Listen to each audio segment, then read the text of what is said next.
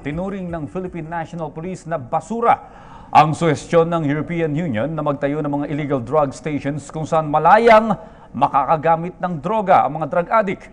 Ayon kay De La Rosa, malinaw na illegal ang paggamit ng bawal na gamot at hindi kukonsintihin ng pamahalaan. Sinabi ng general na legal man o hindi ang paggamit ng illegal na droga, may dulot pa rin itong masamang epekto sa kalusugan at buhay ng ating mga kababayan.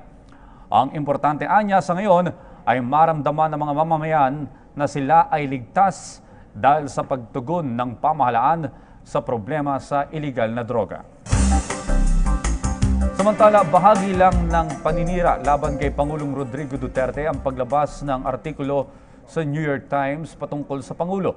Ang pahayag ay ginawa ni Presidential Spokesperson Ernesto Abella kasunod ng feature reports ng New York Times, kung saan binibigyan din dito ang pag-angat ni Pangulong Duterte sa kapangyarihan sa pamamagitan ng karahasan. Ipinagtataka naman ng palasyo kung bakit nakatutok sa Pilipinas ang naturang artikulo.